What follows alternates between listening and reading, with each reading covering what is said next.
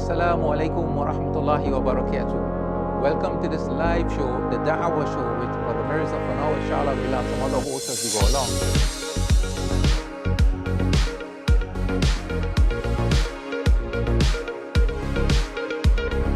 I am your host, Dr. Abdul Shahanshah Ali Qasim, and this program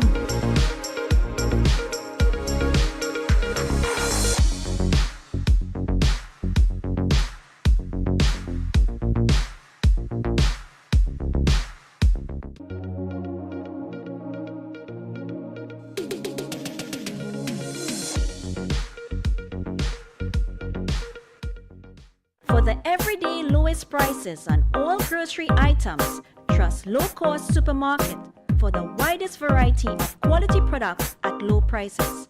Freshly picked fruits and vegetables, healthy products for your well-being, high quality meat cuts, and a warm and friendly service. Low Cost Supermarket, Sun and Main Road, Cunupia.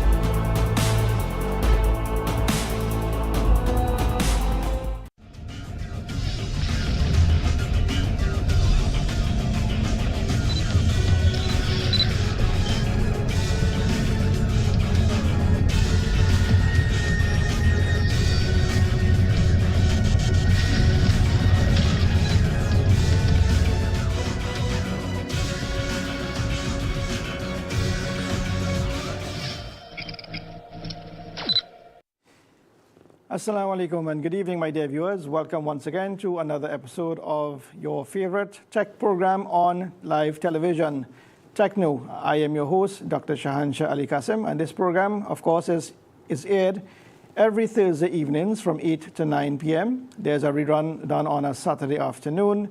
We are streaming live on YouTube, on Facebook, on Tego TV, as well as we have new lines on WhatsApp, as well as you can call in the studio. It's a live program, so which means that we will have a segment for call-ins.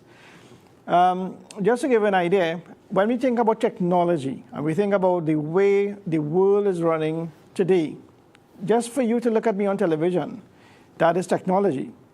But do you know that within the last 100 years, from 1926 to 2026, technology have changed such drastically as opposed to maybe the last 1,000 years. Technology in terms of accessibility, in terms of the way computers operate, in terms of cell phones, in terms of how we communicate, how we are able to link with family members online, how we are able to exchange information, how we are able to disseminate information at our fingertip, has changed so rapidly. And you know what? It's going to continue to change. It's going to continue to evolve. And one of the things about technology, one of the things about generally anything, before you can go forward, sometimes you need to know where you are. And before you know where you are, in terms of assessing it, sometimes it's good to know where you came from. And tonight, what I'm going to be doing is I'm going to show you a little bit of a history in terms of technology. We're going to talk about history of computers, the way it has evolved from maybe in the late 1940s, early 1950s until now. Do you know that technology, in terms of how we know it, was not accessible to the average person? It was not accessible to the average home or business. Only in the 1970s, the late 1970s, when the personal computer started to evolve. It was available generally for business, and at that time, if you knew somebody who had a computer, you know that they would have paid an enormous figure for it. So computers, when it now became available for the average business, had a fraction of the power, the computing power that exists today. And a lot of people don't know, a typical smartphone that I have in my hand is probably 10,000 times more powerful with regards to memory, speed, accessibility, and so much other things that I have in my hand today than what someone would have had access to, let's say, in 1980. The computer then in 1980 would have been sold for an average between $40,000 to $50,000.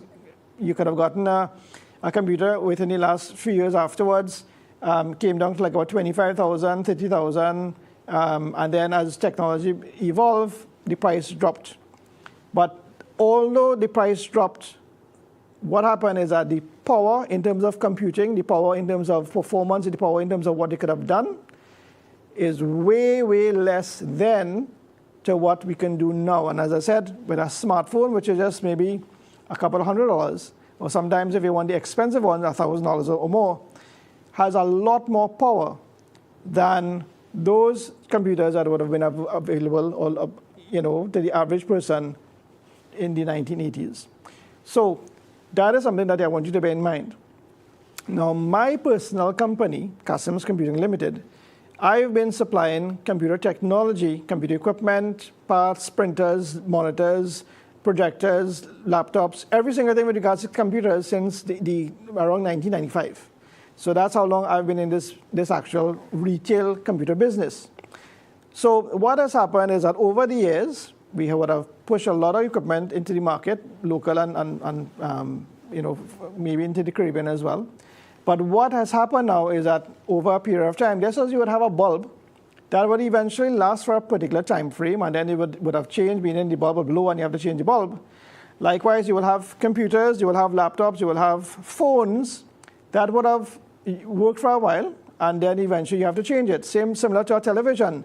You remember those big bulky televisions that people would have? You had to hold it and walk with it. There's a big box. Well, I remember those televisions, I remember those monitors. And what happened is that over the years, if you don't have one packed up, still in use, hopefully, then more than likely you might have had those that would have changed. And of course, now you have flat screen televisions and flat screen monitors. You have those big bulky ones. What do you do with it? Well, if it's working or it's not working and you don't have any use for it, no problem. I provide a service, free service to the public. Anybody, doesn't matter who you are, doesn't matter how many computers you have, whether it be 1 computer, 5 computers, 10 computers, 100 computers. Once it's not used, and I actually have a facility that we actually come to your place, pick up e-waste. E-waste is generally anything with regards to electronics. Hard drives, power supplies, monitors, computer towers, laptops, TVs, televisions, printers, scanners, digital cameras, radios, anything that is electronic, we will pick it up and we will remove it from your place for free. And we have facilities whereby it will be simply scrapped. It will then take out all the components from it, and then it is then sorted and exported for recycling. So that's a way to protect the environment. Even if you have a UPS and you have a battery, we take that from you as well. It's a way to recycle, to reuse, to reduce waste, as well as it protects the environment. It's no cost to you, and it's a way to get rid of your own stuff from your place. So if you have need for that service, you can call me, 7910903. You can send me a WhatsApp as well, and I will be sure to arrange to have someone pick it up from you. So that's just a little snippet in terms of a service that we provide. So let's get back into the program. So what I'm going to show you now is the evolution of computers, the evolution of technology into where we are. So we're going to talk about those big mainframe computers that used to fill rooms in a building, to AI and small gadgets that we have now available, maybe even our little gadgets that we have in our hands. Let's take a look.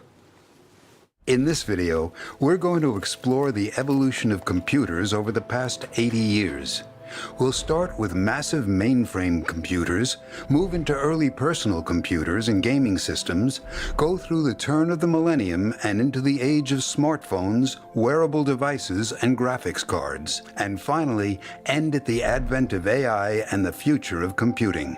In essence, this video will explore how, in a span of a few decades, we move from room-sized mainframe computers that weighed as much as an elephant, cost millions of dollars, and were used to calculate rocket trajectories for NASA and the Apollo missions, to smartphones that are a fraction of the size, cost, and weight, are around 16 million times more computationally powerful, and are used for a range of activities, none of which are calculating rocket trajectories.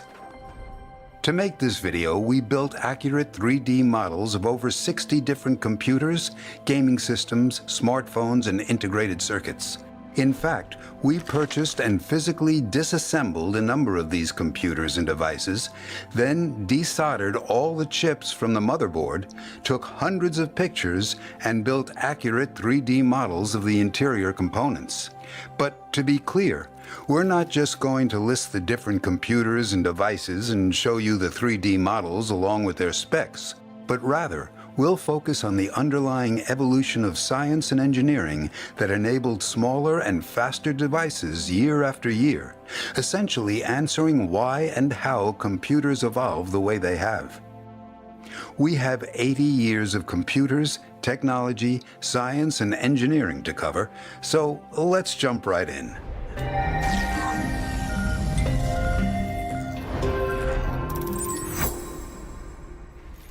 This video is sponsored by Brilliant. Perhaps you've heard of Moore's Law, which was the prediction made in 1965 that the number of transistors on a chip would double every 2 years. Therefore, you may think that the evolution of computers was simply the progression of smaller and smaller transistors, starting with a few thousand transistors in a microchip and progressing until reaching tens of billions of transistors in a microchip.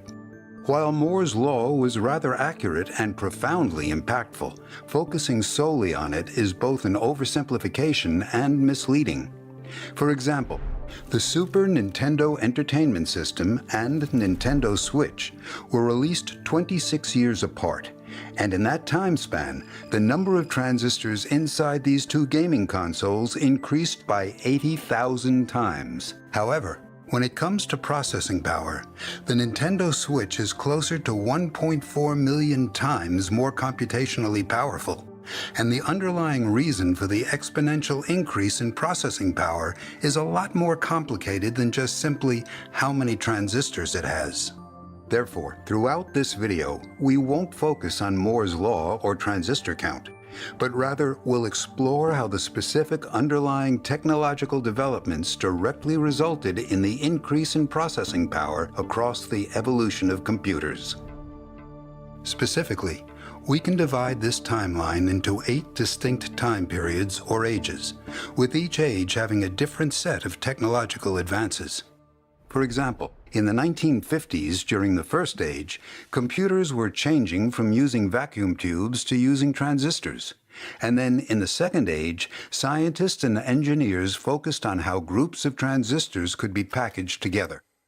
Essentially, the advancements made in one age are entirely different from the advancements in the next age. Additionally, exploring these 8 ages will provide insights into how some companies were technology leaders in one age, but then failed to predict or adapt to the next. For example, IBM was the leading computer company in the 50s, 60s, and 70s, and at its peak controlled around 70% of the entire computer market. However, in the subsequent age, during the 80s and 90s, the key advancements to computers changed, and as a result, IBM lost its dominance, and now it owns less than 1% of the computer market. Or consider Intel's decline through the 2010s, when it was a leader in the third and fourth ages, and then failed to adapt, and then declined throughout the fifth and sixth. You can now see similar trends with NVIDIA's meteoric growth due to its focus on GPU architecture and its use in AI algorithms. And since history is the best guide to predicting the future, at the end of this video, we'll explore what the future of computing might look like. As this video will focus on computational power, simply listing each computer's processing capabilities might get you lost in the scale and number of zeros, especially considering today's AI data centers. So instead of just a string of zeros, we're going to use Lego bricks and equate one operation, instruction, or calculation per second to a single 2x4 Lego brick. For example, When using Lego bricks to show the computational power of the ENIAC from 1945, its processing power of 5,000 addition computations a second builds a moderately sized cube of 5,000 Lego bricks. Whereas the SNES from 1991, with its almost 1.8 million instructions a second, creates a Lego cube that fills most of a room. And then, jumping to 2007, the first iPhone's 800 million operations a second builds a cube of Lego bricks the height of a two-story building. And the current graphics cards with their teraflops of calculations forms a Lego cube that gets ridiculously large. But we're not there yet. So let's go back to the beginning of this timeline and dive into the first age of computers, which spans from 1945 to 1962 and is named transistorization. Here are the 5 example computers that we'll use and explore in further detail. We'll start with the ENIAC built in 1945. It's important to note that there were a number of room-sized computers that were built before it, such as the electromechanical computer used to crack the Enigma code, but we won't explore them as they're special-purpose computers. What made the ENIAC notable is that it was the first programmable general-purpose computer. The ENIAC was built 2 years before transistors were invented, and therefore it functioned using 17,000 vacuum tubes, making it rather large and incredibly heavy. The next example computer is the UNIVAC 1, which was built 6 years later and still used vacuum tubes. So the question is, 4 years after the invention of the transistor, why is this computer still full of thousands of vacuum tubes? Well, the issue was that the early designs for transistors were very unreliable, sensitive to voltage spikes, and prone to random breaking. Vacuum tubes, on the other hand, had been invented almost 50 years earlier, were considerably more reliable, and if one broke, then the inside would become foggy or the glass would be visibly cracked, making it easily identifiable. In contrast, broken transistors were a lot harder to find, and when you have a computer with almost 20,000 vacuum tubes, switching them to unreliable, highly sensitive transistors that, when broken, were a headache to find, was not ideal. Therefore, during the age of transistorization, the key technological advancements were focused on building reliable transistors. To do this, scientists and engineers first switched from using germanium to silicon-based transistors. And second, the physical design evolved from point contact transistors into individually packaged junction transistors. By the end of the 50s, the RCA 501, NEAC 2203, and the IBM 7000 series, such as the 7090, were some of the first publicly available commercial computers to use transistors and were advertised as transistorized computers. Throughout the next few years, transistors evolved from relatively delicate-looking structures to more reliable flat planar transistors. Then, in 1959, the MOSFET was invented, which is a family of different types of transistors. Next, in 1963, the CMOS circuit, which is built from 2 different types of MOSFETs, was invented, and by the mid-1980s, it became the fundamental type and arrangement of transistors used in every computer, even to this day. While the design of the transistor was, and still is, being evolved, we decided to have the first age of computers end in 1962, with the last computer to use vacuum tubes. It's important to briefly note that while we're focusing on the computers and processing power, computer memory has also had its own evolutionary timeline. Early methods for storing data included rather interesting techniques, such as using sound waves in tubes of mercury, called mercury delay lines, or utilizing cathode ray tubes in the glow of phosphor.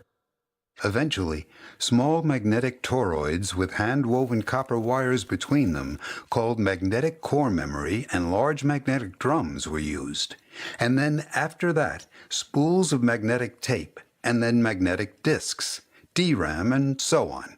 The evolution of computer memory is incredibly complicated, so we'll explore it in a separate video. There are many more details we cut for time, but here are the additional notes you can read if you'd like. Before we move to the next stage of computers, it's important to understand that scientific breakthroughs and technological progress typically don't happen by accident, but rather every step, whether it's from vacuum tubes to transistors or from graphics cards to AI processors, was made by many hard-working people who had a fundamental and deep understanding of science and engineering and applied that knowledge through critical thinking and problem solving. That's where this video's sponsor, Brilliant, comes in. Brilliant is an educational platform with thousands of interactive and engaging lessons in math, science, engineering, programming, data analysis, and many other subjects. However, Brilliant is more than just a catalog of courses. Rather, it factors in your prior education and knowledge and then starts you off on a journey with personalized lessons, practice sets, in-depth instruction, motivating challenges, and thought-provoking questions. In essence, Brilliant is like a personalized tutor that pushes you to deeply and intuitively understand complex topics such as college-level calculus, algorithms, circuits, and more. Brilliant's mission is to create a world of critical thinkers and problem solvers, and with technology evolving faster than ever, Brilliant continuously updates its lessons to anticipate what you need to know for your education, career, and the world to come. For example, they have a new and in-depth course on AI and large language models that explains how generative AI works far better than any textbook or video currently available. To learn for free on Brilliant, go to brilliant.org/brancheducation or by scanning the QR code on screen, and you'll then have free 30-day access to the wide range of courses throughout their catalog. If you enjoy their content and decide to stay, the link in the description below will also save you 20% off an annual premium subscription, giving you unlimited daily access to everything on Brilliant. So let's move on to the second age, spanning from 1964 to 1977, which we've named packaging transistors. Here are the example computers we'll use to demonstrate how computers evolved from room-sized mainframes to fridge-sized mini-computers, and then to personal desktop computers, which were called microcomputers. It's funny to consider these rather large computers as mini and micro, especially when compared to today's smartphones and smartwatches. Yet, when matched up with room-sized mainframes, these names made sense. Regardless, for most of this age, the IBM System 360 mainframes, which were released in 1964 and discontinued in 1978, were the most popular and successful family of computers. These mainframes were so dominant that, from the late 60s to the early 70s, around 3 out of every 4 computers made were IBM System 360 mainframes. These computers were revolutionary for many reasons, but one key concept they established was that the entire family of 360 mainframes used a standardized computer architecture, allowing the same software to run on any model. Essentially, the IBM System 360 laid the groundwork for device and software compatibility, as well as the expectation that customers buy and upgrade to newer models every few years with minimal disruption. For example, using the System 360, it was possible to upgrade the CPU, and to do so, all you needed to do was swap out the CPU cabinet with the latest one, each of which was technically called a frame or unit. Alternatively, if you wanted to increase the computer's memory capacity from 256 kilobytes to 512 kilobytes, which is like adding sticks of DRAM to a desktop computer, you simply needed to install additional cabinets containing arrays of magnetic core memory.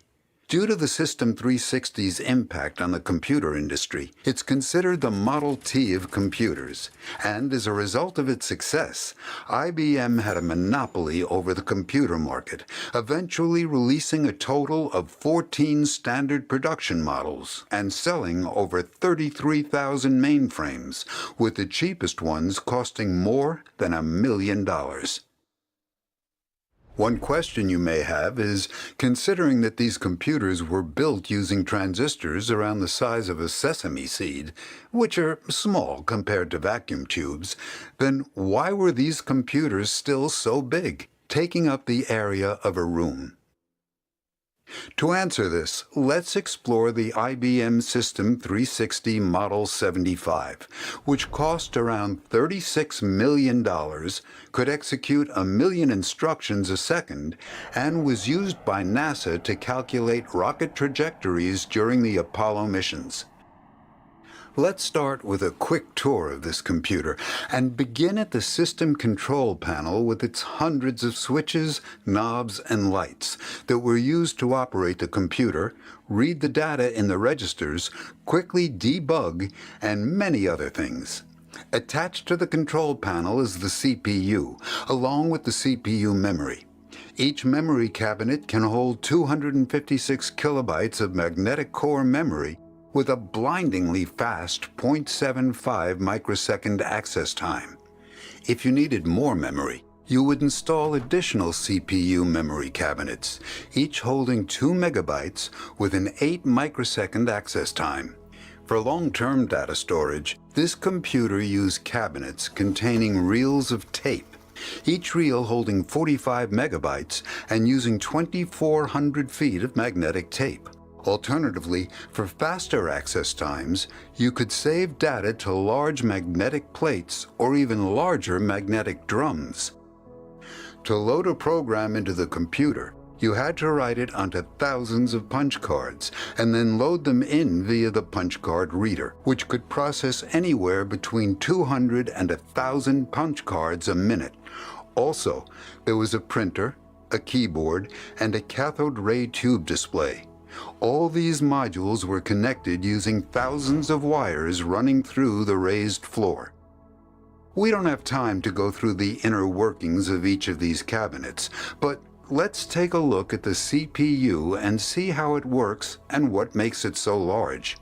Inside this cabinet, we find rows and rows of circuit boards. Upon examining one of them, we can see around 24 square metal components known as SLT, or Solid Logic Technology. Inside each SLT package, we find several individual sesame seed-sized transistors, along with diodes and resistors, all connected on a ceramic substrate. This package was built by first printing wires and resistors on the ceramic and then mounting a separate set of discrete transistors and diodes on top. These components are protected by a metal cover, and the SLT package has through-hole pins sticking out the bottom to mount it to a printed circuit board.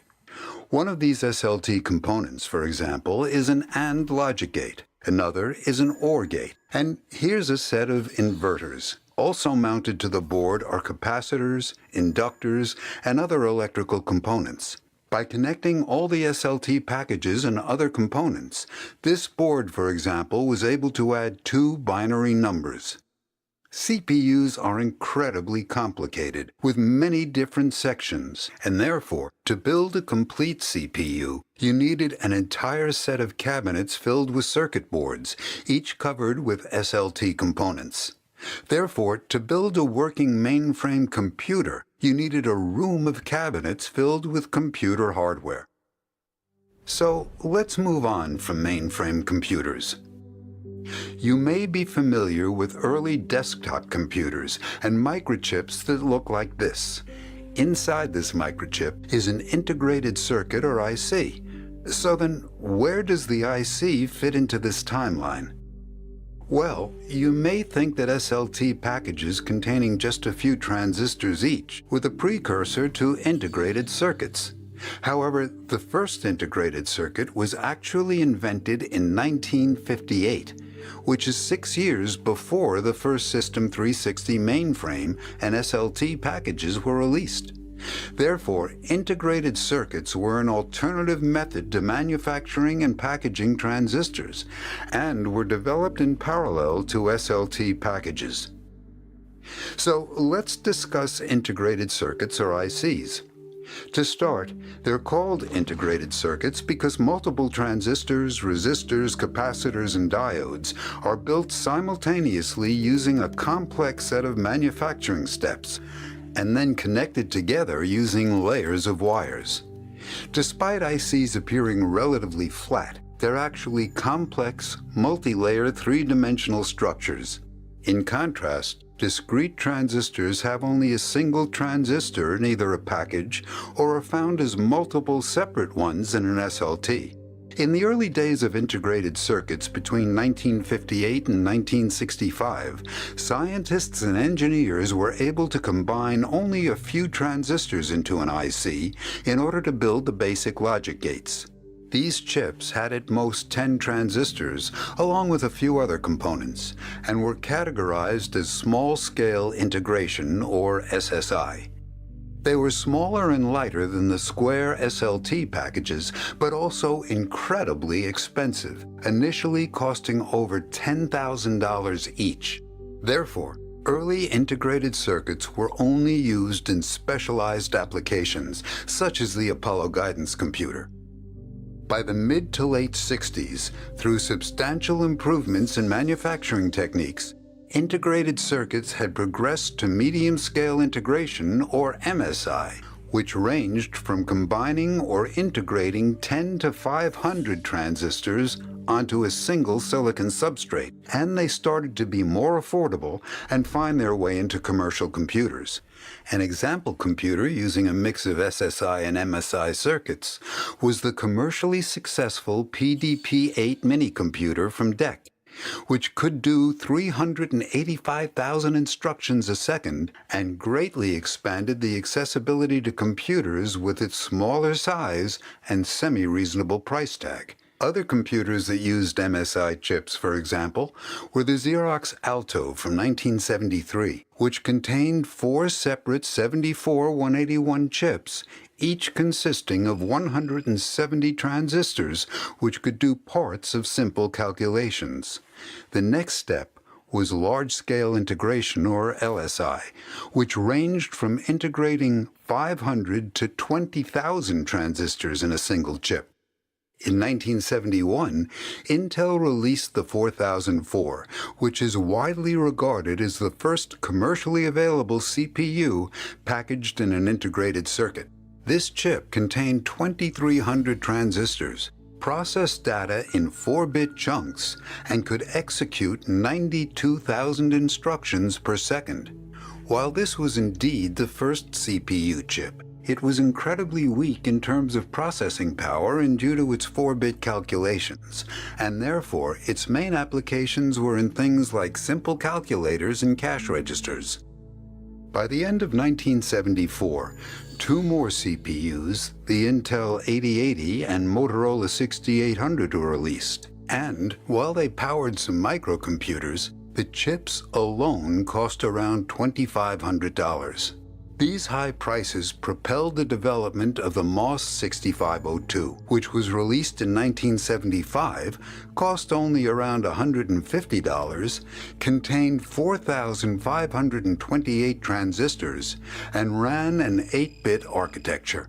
Due to this chip's affordability and decent processing power at 440,000 instructions per second, it kicked off the age of personal computers with the 1977 release of the Trinity of personal computers, consisting of the Apple II, the Commodore PET, and the TRS-80, 2 of which used the MOS 6502. The 6502's architecture and low cost were so impactful that it was used in dozens of computers and devices, including the Atari and the NES, and many others. Let's move on to the next step in integrated circuits. With further improvements in manufacturing, very large-scale integrated circuits, or VLSI chips, containing 20,000 or more transistors were released. For example, the Intel 8086, introduced in 1978, is one of the first 16-bit CPU chips and contained approximately 29,000 transistors. But we'll discuss the progression of these chips more in the next age. We decided to end Age 2 in 1977, as it's considered the start of the mass-market personal computer. But before we move on to the next age, let's explore a critical question. If IBM had a monopoly on mainframe computers throughout the 1960s and 70s, why didn't it stay on top and lead the development of integrated circuits? Well, as we discussed, IBM established its market dominance with the System 360, using a significant investment in SLT packages. At the time, IBM was vertically integrated and built entire factories and production lines focused on mass-producing cheap and reliable SLT components, as well as the entire mainframe and every step in between. In contrast, in the early 60s, small-scale integrated circuits were incredibly expensive and only used in niche applications like rocket guidance computers. It's important to note that IBM did develop integrated circuits for memory storage and, in fact, patented the first DRAM integrated circuit in 1968.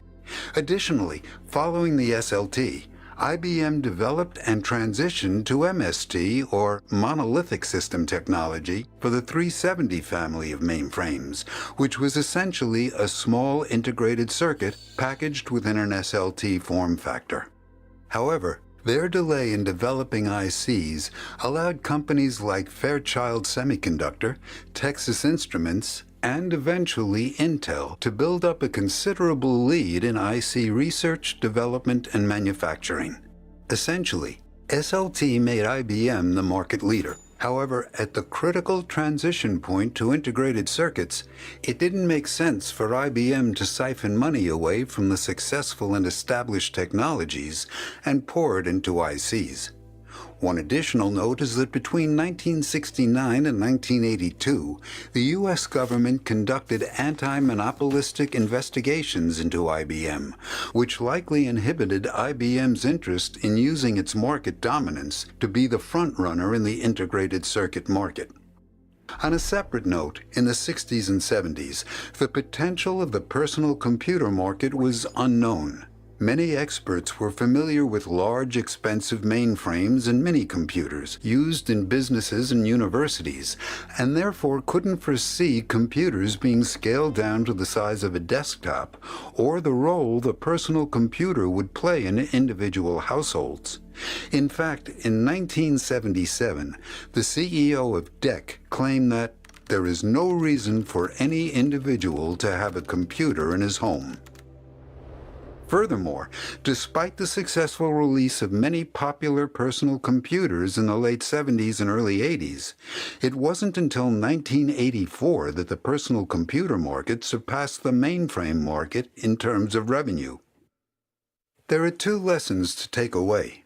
First, it's impossible to know for certain which technology will be the front-runner from one age to the next.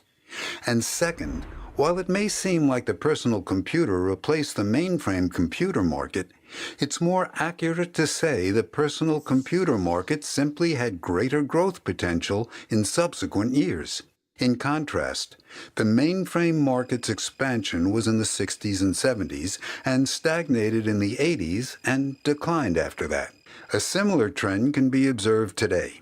The demand for AI data centers is rapidly growing, but this doesn't mean that AI data centers are taking over desktop computer, laptop, and smartphone sales, but rather the market for these devices is simply already mature and thus not growing as much.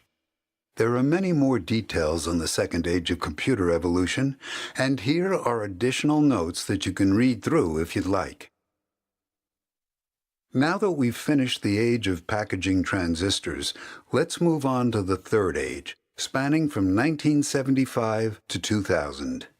You may think the third age is on personal computers, but because we're focusing on technological changes and what drove the increase in processing power, the third age is on increasing CPU clock frequency, and we've named it the frequency race. In this age, we'll see how computers go from a 1 MHz clock frequency to 1 GHz, yielding a speed-up of at least 1,000 times.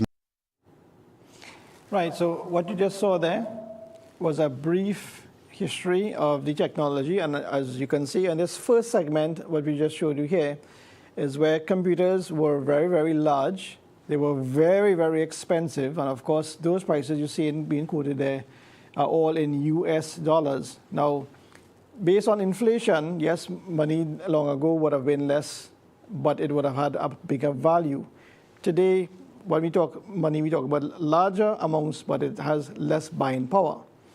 But what has happened is that with manufacturing and the advent of manufacturing, the advent of technology, where you'll find out that the actual CPUs, the processors, those were becoming more complex and less expensive as they were. So I remember, for example, when I used to travel moons ago, when I say moons ago, like in the early, maybe between 98, 2000, around that time, I would travel, and sometimes I will bring back, in a jacket like this, in my 2 jacket pockets, memory chips, which is some simple RAM chips. And between the 2 chips, I probably had about $150,000 worth of memory, and because they were very expensive. But of course, now you can get memory for a couple $100 TT. But that was exactly the cost of those components at the time. We take a little break, and when we come back, I have some more in terms of the technology. We're going to talk about how the technology evolved and where we are now. So let's take a break, and when we come back, we do that. Stay tuned. It's time for mid-month savings at Southern Food Baskets. Fine Choice Calypso Pack, $15.95. Fine Choice Economy Pack, $31.95. Perdix Chicken Nuggets, 300 grams, $19.95. Crown Parboiled Rice, 8 kg, $69.95. Swiss Pasta Cuts, 300 grams, for $19.95. No Name Toilet Paper, 2 pails for $89.95. Coca-Cola, Sprite, Schweppes 2 liter, 2 for $19.95. Ridgeport Tuna Flakes in Water, 3-pack, $14.95. Diamond Foil, 25 feet, 2 for $19.95. Clorox 1 gallon, $31.95. Hurry in today and stock up for less at Southern Food Baskets, where big savings meet everyday value. The Dhul Hijjah is here and time is running out. Did you know with Penny Appeal Canada, you can perform your Qurbani in India for just $55? Imagine how many families could benefit from that. But the time is now. Get your Qurbani done as soon as possible. That will give Penny Appeal enough time to distribute this to all those in need. And may Allah subhanahu wa ta'ala bless you. Allahumma ameen. Never too early, never too late to recharge and hydrate. Get your daily dose the right way. Grab an Oasis, now why wait? Never too early, never too late to recharge and hydrate. Get your daily dose the right way. Grab an Oasis, now why wait? The greatest, the safest, Oasis for sure. Oasis, it's purer than pure.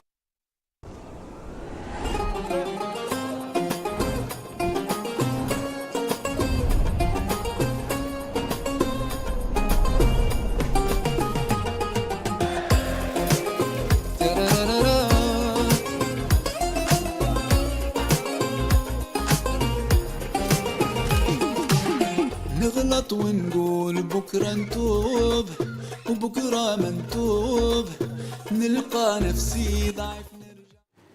Welcome back once again to Techno on IBN. I am your host, Dr. Shahan Shali Qasim, and tonight we were talking a little bit about the history of computers and the history of technology in terms of where we were and where we are now. But what I'm going to do, I'm going to leave the second part of that video for our next episode. I'm going to change up things a little bit. When we think about computers and we think about the way they work, they all operate on something called an operating system. Many of you would have known about Windows. We would have heard of the Apple operating system. But do you know that there are many other operating systems that is available for other devices as well? Well, if you didn't know, I'm going to show you now the actual small clip of different operating systems on different devices. Let's take a look. Windows, Microsoft. Windows is the most widely used operating system in the world, made by Microsoft. It was first released in 1985 as Windows 1, and back then, it was basically just a graphical skin over MS-DOS. Everything looked like it was designed by someone who had heard of a computer, but never actually used one. But over time, it evolved into a fully independent operating system, going through iconic versions like Windows 95, Windows XP, Windows 7, Windows 10, and now Windows 11. Can't believe I've used all of them. Damn, I feel old. What makes Windows stand out is compatibility. It runs on virtually any PC from any brand. Budget laptops, custom-built gaming rigs, office machines from 2011 that your IT department refused to change. Whether you're gaming, coding, video editing, or opening one Excel spreadsheet every 3 weeks for work, Windows handles it. It also has the largest software library of any OS, which basically means if an app exists, it runs on Windows. The problems though, where do I even start? Windows updates are practically a personality trait at this point. You're in the middle of something important. You look away for 2 seconds, and suddenly your PC has decided right now is the perfect time to restart and install updates. It'll take 45 minutes. It won't tell you that up front. And when it finally comes back, there's a solid chance something that worked before just quietly doesn't anymore. Then there's the blue screen of death. The BSOD, that iconic blue screen with white text that appears when Windows has given up on life. And the wild thing is, this isn't new. The blue screen of death has been around since Windows 1.0. Microsoft has had 40 years to fix this, but it is still here. This is exactly why I switched from Windows. Security is another issue. The #1 target for viruses, malware, and everything in between. You will need an antivirus. You will still get a suspicious pop-up telling you your PC has 47 critical errors and to call a number. That number is not Microsoft. Found on nearly every PC on the planet, your laptop, your office computer, the self-checkout at the supermarket, and almost certainly the machine your school gave you that had Internet Explorer as the only browser. It is the default, always has been, probably always will be. KaiOS Technologies. I'm going to be honest with you. Before I started researching for this video, I had never heard of KaiOS. Not once. And I'm willing to bet most of you haven't either. But here's the thing that completely floored me when I found out. KaiOS has over 100 million active users. 100 million! That's more than some of the operating systems you definitely have heard of. So what is it? KaiOS is an operating system built for feature phones, the kind with physical number keypads, small screens, and actual buttons you can press. Not smartphones, feature phones. And before you ask, yes, these still exist, and yes, hundreds of millions of people still use them. KaiOS was launched in 2017, and its biggest moment came with the Jio phone in India, a 4G phone that cost the equivalent of about $18. Yep, $18. For a phone that runs WhatsApp, YouTube, and Google Maps. Google saw what was happening, recognized exactly who was buying these phones, and invested $22 million into KaiOS. 100 million users? Most of them are people accessing the internet for the very first time in their lives. And of course, Google wants a cut. Yeah, boy. Oh, and fun fact, KaiOS is actually built on the bones of Firefox OS, which Mozilla killed back in 2016. Someone just refused to let it die and built something bigger with it. Honestly, respect. The limitation is straightforward. KaiOS is built for basic tasks. Calls, messages, maps, a handful of apps. The moment you need more than that, you've outgrown the device it runs on. But that was never the point. Found on Jio phones in India, Nokia feature phones across Africa and Southeast Asia, and honestly, phones that are changing people's lives in ways a $1,000 smartphone never could. Didn't expect to feel inspired talking about an $18 phone, but here we are. Harmony OS. Huawei. Okay, so this one has a genuinely insane origin story. In May 2019, the US government added Huawei to something called the Entity List. Basically a list that says American companies cannot do business with you. And overnight, Google pulled Android, Microsoft pulled Windows, Qualcomm pulled chip supply. The world's second largest smartphone manufacturer just lost access to everything. Now at this point, most companies would panic. Some would quietly disappear. Huawei looked at the situation and said, fine, I'll do it myself. 3 months later, they announced Harmony OS, and honestly, they hit a lottery. By June 2024, Harmony OS was installed on over 900 million devices. Phones, tablets, smartwatches, TVs, car systems. Their CEO actually said they achieved in 10 years what took Western companies over 30. Bold claim, but the numbers make it hard to argue with. What's genuinely impressive about Harmony OS is how it works across devices. It's not separate versions for your phone and watch and TV. It's one system that scales across all of them. You can physically bring two devices close together and just drag tasks between them. Your phone becomes a second screen for your laptop. It sounds like a tech demo gimmick until you actually see it and realize everything else feels slightly behind. The honest catch is geography. Outside China, Harmony OS is largely inaccessible. No Google services means no Google Maps, no Gmail, no Play Store. In China, it's a complete platform. Everywhere else, it's a fascinating story that most people can't actually use. Found on Huawei and Honor phones, tablets, watches, TVs, and car systems across China and parts of Asia. Built because a government ban forced them to. Ended up being genuinely impressive. Sometimes necessity really is the mother of invention. And sometimes that invention hits 900 million devices. Mac OS, Apple. Okay, so here's something most people don't know. Mac OS almost never happened. In 1997, Apple was literally weeks away from shutting down. Their software was old, people were switching away, and Steve Jobs, the guy who started Apple, had been gone for 12 years after basically getting kicked out of his own company. Then, Apple bought a smaller tech company called Next for $427 million. And that company just happened to be run by Steve Jobs. So Apple spent $427 million and accidentally got his founder back. Best accidental decision in tech history, honestly. Because this led to the birth of Mac OS. The Mac OS you use today on a MacBook is directly built on top of what Next made back then. It is the direct descendant of the software Jobs built during his years away from Apple. Every iPhone, every iPad, every Apple Watch, all of it traces back to that one purchase in 1997. Wild, right? What makes Mac OS genuinely great is how well everything works together. Copy something on your iPhone, paste it on your Mac. Someone calls your phone, you can pick it up on your laptop. Send a file to a friend nearby using AirDrop and it just works.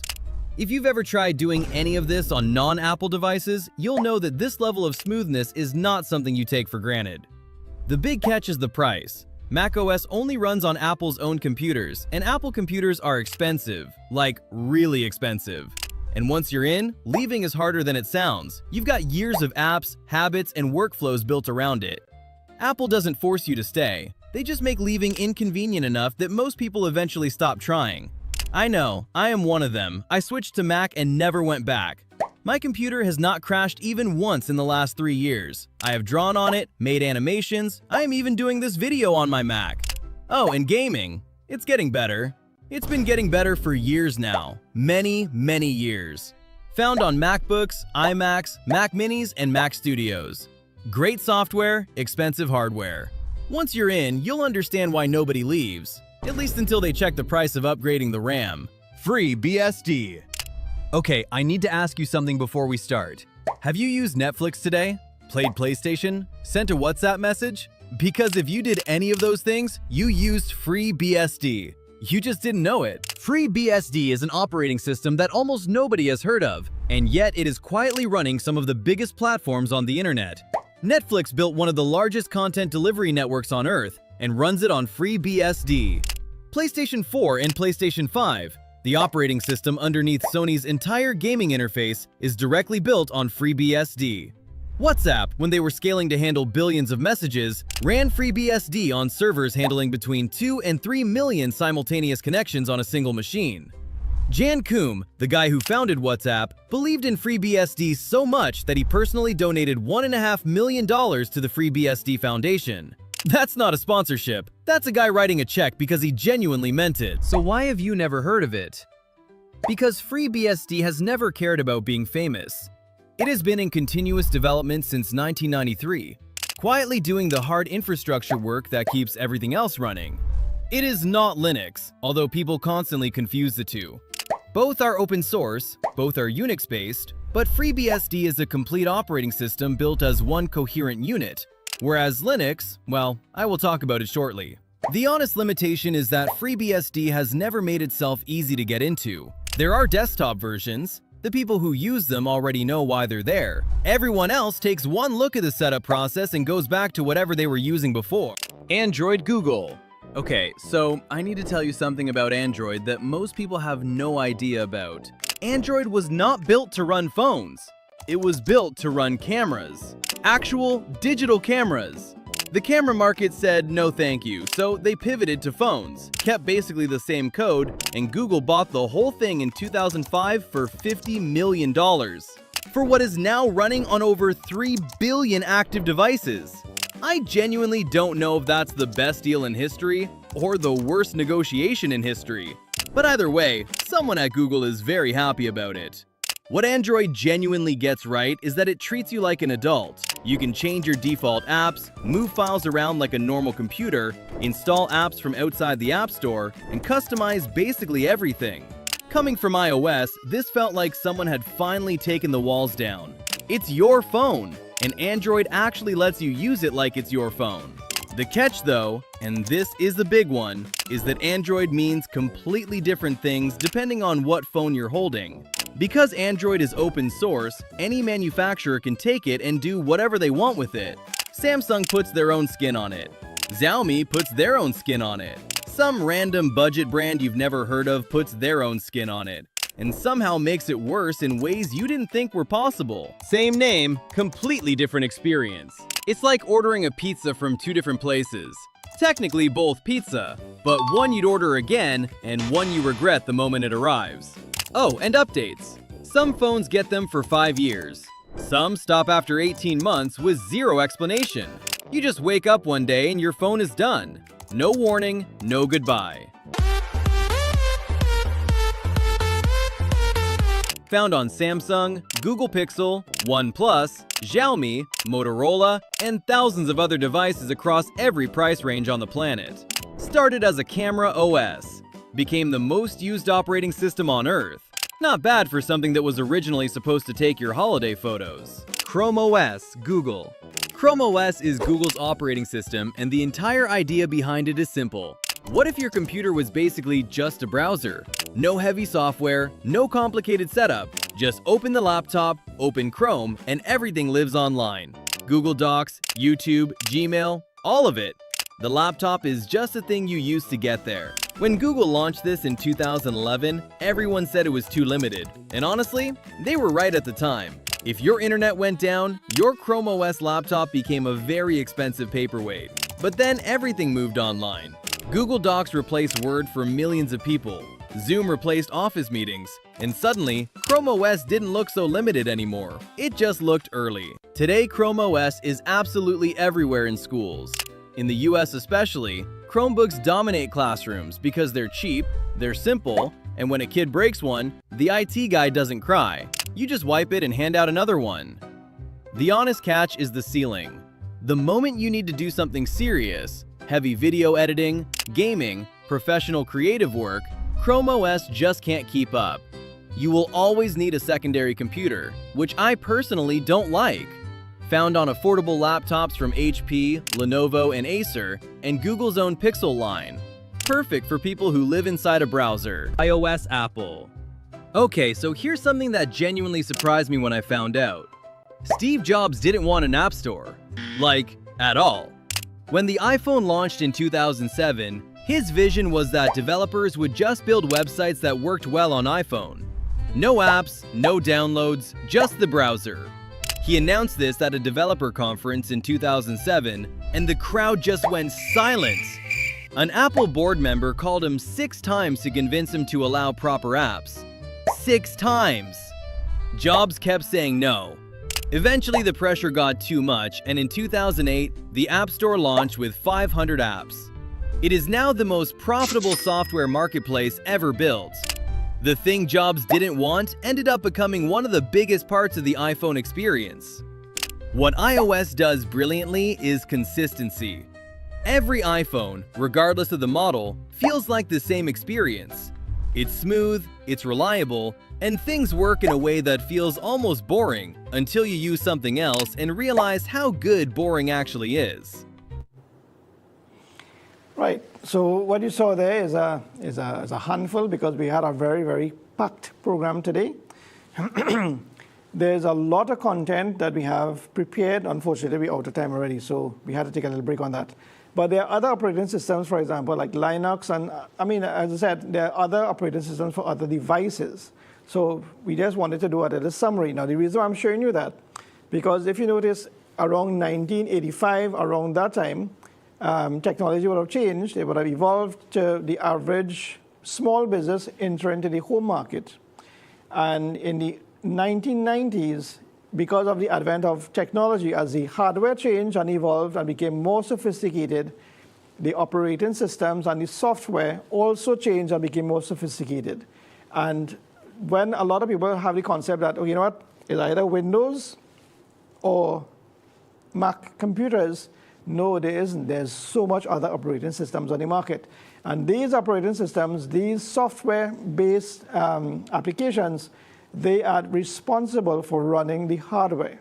So when we actually talk about where we were and where we are and where we're going, we need to understand what existed, why it evolved, and how it is evolving, and how we are going to move forward in terms of going forward in terms of that.